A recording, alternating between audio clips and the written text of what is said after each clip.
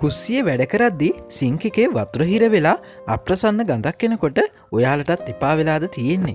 මේක සුද්ධ කරන්න ප්ලම්බ කෙනෙක්ට කතා කරලා සල්ලි නාස්ති කරන්න ඕන නැහැ.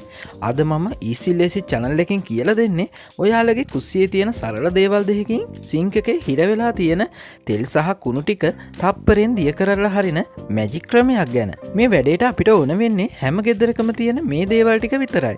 බ්‍රේකින් සෝඩා මේස හැඳි දෙකක්, සුදු විනාකිරි කෝප්ප භාගයක්, හොඳට රත් කරපු නටන උණු වතුර කේතලයක්. මුලින්ම සිංක් එකේ සිදුරට බේකින් සෝඩා ටික දාන්න. ඊට පස්සේ ඒ උඩට විනාකිරි ටික හෙමින් වක් කරන්න. එතකොට ඔයාලට පේනවා ඇති ඒක ඇතුලේ ලොකු පෙන දමන ප්‍රතික්‍රියාවක් වෙනවා. අන්න ඒකෙන් තමයි පයිප් ඇතුලේ බැඳිලා තියෙන තෙල් සහ කෑම කෑලි දිය වෙලා යන්නේ. විනාඩි 5ක් විතර මේක තියෙන්න දෙන්න. දැන් අර හොඳට රත් කරපු නටන වතුර කේතලය සිදුර ඇතුළට හෙමින් වක් කරන්න. බලන්න දැන් වතුර කොච්චර වේගෙන් බහිනවද කියලා. සිංක් එකෙන් එන නරක ගඳත් සම්පූර්ණයෙන්ම නැති වෙලා යනවා. සතියකට වතාවක් මේක කළොත් ඔයාලගේ සිංක් එක කවදාවත් හිර වෙන්නේ නැහැ. වැඩේ හරිම ලේසි නේද?